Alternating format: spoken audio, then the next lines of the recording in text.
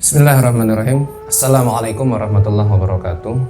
Alhamdulillahi wa kafa wassalatu wassalamu ala nabiyil mustafa wa ala alihi wa sahbihi wa man ihtada. Asyhadu an la ilaha illallah wahdahu la syarikalah wa asyhadu anna Muhammadan abduhu wa rasuluhu la nabiyya wa rasula ba'dah. Allahumma shalli wa sallim wa barik ala nabiyyina wa habibina wa syafi'ina wa maulana Muhammadin wa ala alihi wa sahbihi wa man tabi'ahum bi ihsanin ila yaumiddin.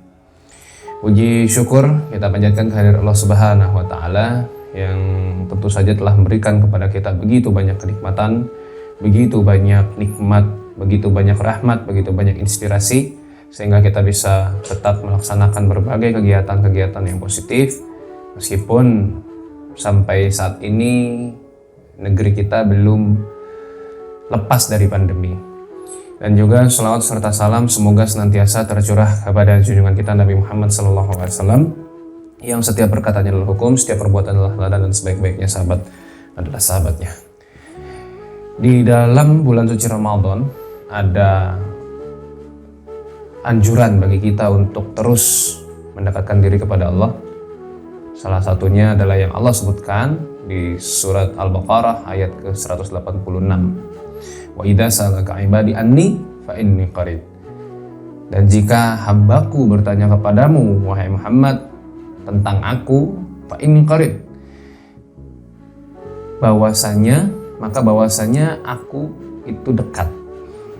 Nah, di sini Allah Subhanahu wa taala seperti seakan-akan berbicara langsung dengan hambanya.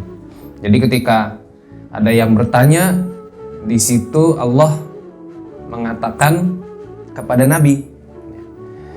Jadi bilang kepada Nabi, dan jika hambaku bertanya kepadamu tentang aku,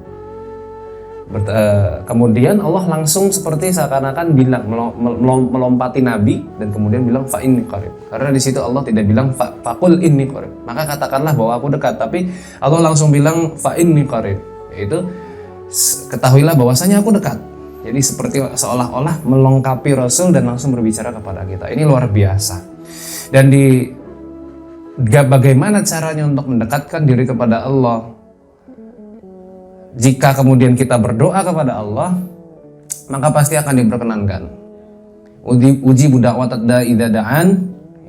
Ketika misalnya mereka meminta, kita meminta kepada Allah, pasti akan dikabulkan. Di surat yang lain, di surat Al-Ghafir ayat ke-40 Allah Subhanahu wa taala berfirman, "Ud'uni astajib lakum." Berdoalah kepadaku, mintalah kepadaku, serulah aku maka akan aku perkenankan.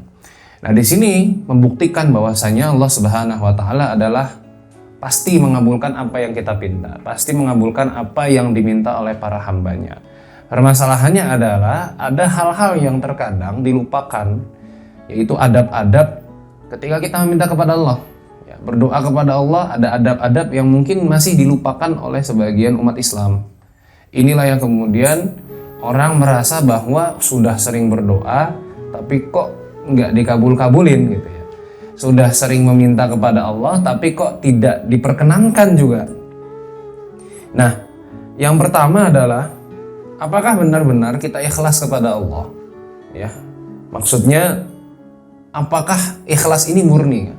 Bukan ikhlas terus nggak mau menerima balasan, bukan ya. Tapi ikhlas ini murni, yaitu apakah betul-betul doa kita atau permintaan kita itu memang betul-betul untuk kita murnikan ya, mintanya hanya kepada Allah saja ya, berharapnya hanya kepada Allah saja. Dan apakah doa kita ini ya atau permintaan kita ini itu tujuannya untuk lebih dekat kepada Allah saja, atau malah sebaliknya, atau malah lebih dekat kepada yang lain. Jadi kita mintanya apa? Kalau misalnya kita butuhnya kendaraan, kita butuhnya motor, kita butuhnya mobil, kira-kira buat apa fungsinya? Kira-kira untuk apa kita gunakan? Apakah untuk lebih dekat kepada Allah atau tidak? Dan juga mintanya kepada siapa? Apakah hanya murni kepada Allah atau malah kita justru kepada Allah itu, doa kita kepada Allah itu hanya sekian persennya saja, sedangkan selebihnya adalah kita berharap kepada manusia. Kita berharap rezeki kepada manusia, bukan kepada Allah. Kita menggantungkan rezeki kita kepada perusahaan yang mempekerjakan kita, bukan kepada Allah. Padahal seharusnya porsi berharap kepada manusia itu jauh lebih kecil daripada berharap kepada Allah Subhanahu wa ta'ala. Lalu kemudian yang kedua, apakah betul yang kita minta kepada Allah itu adalah hal yang mendesak dan kita butuhkan?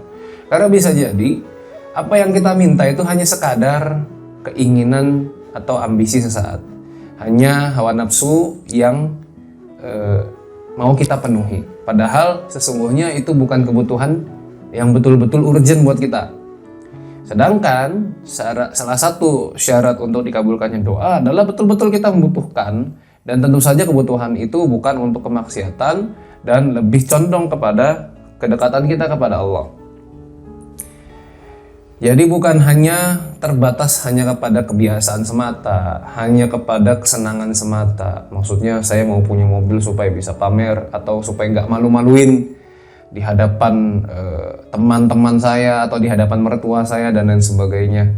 Ini tidak urgent, sehingga kalau misalnya bukan sesuatu yang penting, bukan sesuatu yang mendesak begitu ya, maka Allah pun tidak memperkenankan doa itu. Karena belum tentu apa yang kita minta itu adalah sesuatu yang membuat kita lebih dekat kepada Allah. Kemudian yang ketiga, yang perlu diperhatikan adalah apakah kita sempat mengonsumsi makanan-makanan yang haram atau syubhat. Ya, karena makanan haram itu sangat-sangat menghalangi kita dari permintaan kita kepada Allah. Bagaimana Allah akan mengabulkan sesuatu permintaan kita kalau misalnya kita di dalam tubuh kita ada sesuatu yang tidak diridhai Allah. Sedangkan kunci doa kita dikabulkan adalah Allah ridho kepada kita. Ada di dalam tubuh kita sesuatu yang tidak diridhai Allah. Nah, ini banyak bentuknya yang memang secara zatnya haram, ya, seperti babi, khamar, atau yang memang cara mendapatkannya haram. Ya, misalnya dengan berjudi, dengan mencuri, dengan korupsi, dengan mengambil yang bukan haknya begitu ya, dan lain sebagainya. Ini bisa menjadi zat haram yang masuk ke dalam tubuh kita. Kalau sudah haram, termasuk pakaian kita, termasuk apa yang ada dalam tubuh kita, maka doa kita otomatis terhijab. Ya, makanya Rasul SAW itu pernah bersabda, ya, ada seorang yang musafir gitu ya, yang terlihat sekali bahwa dia adalah seorang musafir, kemudian meminta kepada Allah dengan menengadahkan tangannya, ya, tapi tidak dikabulkan. Kenapa? Kata Rasul SAW, ya bagaimana doanya akan dikabulkan sedangkan apa yang dia makan itu haram, sedangkan apa yang dia pakai masyrabuhu haram, apa yang dia minum itu haram, wa malbasuhu haram, dan apa yang dia pakai pakaian itu haram. Ya, bagaimana kemudian Allah akan mengabulkan doa yang dia pinta? Sedangkan Allah Subhanahu wa taala itu, ya, disebutkan juga oleh Rasulullah SAW, innallaha hayyun karimun yastahyi min ibadihi idza rafa'a ilaihi yadaihi an yaruddahuma sifran. Allah itu sesungguhnya sangat pemalu gitu ya. Sangat pemalu dan sangat pemurah. Jadi Allah itu malu ketika hambanya itu berdoa, meminta, menengadahkan tangan, tapi kemudian hambanya itu kembali dengan tangan kosong. Artinya apa yang dia pinta, apa yang Allah pinta, apa yang dipinta oleh hambanya kepada Allah ternyata itu tidak dikabulkan. Jadi Allah itu malu kalau misalnya hambanya berdoa tapi Allah tidak mengabulkan.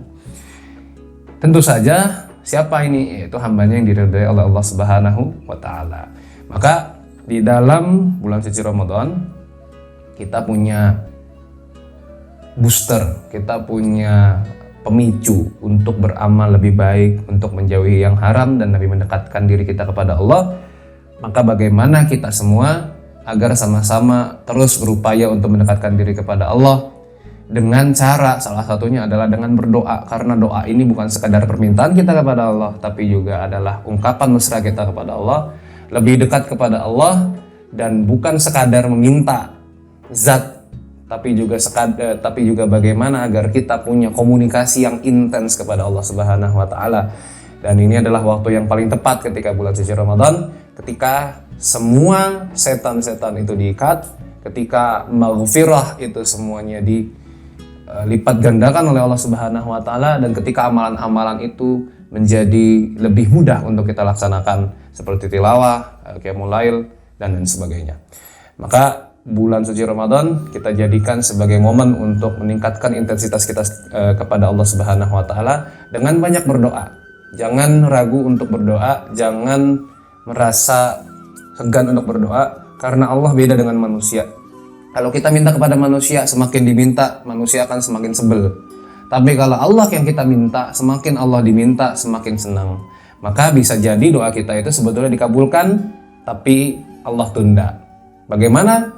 Misalnya Allah tunda ke waktu yang lebih tepat untuk kita mendapatkannya. Atau bisa jadi Allah tunda untuk kita mendapatkannya jauh lebih baik daripada apa yang kita pinta. Atau bisa jadi Allah tunda supaya kita terus untuk berdoa kepada Allah. Karena ada orang yang dia hanya berdoa ketika butuh. Maka Allah terus buat dia untuk berdoa. Berdoa terus, berdoa. Allah kabulkan, tapi ketika dia sudah semakin menyadari bahwa sesungguhnya dia sangat butuh kepada Allah dan sangat butuh berinteraksi kepada Allah. Dan semoga ini semua bisa menjadi pemicu untuk kita agar kita terus mendekatkan diri kepada Allah, salah satunya dengan berdoa kepada Allah dengan ikhlas, dengan hanya mengharap balasan dari Allah Subhanahu wa taala saja. Demikian, aku qouli hadza wa astaghfirullah wa lakum. Assalamualaikum warahmatullahi wabarakatuh.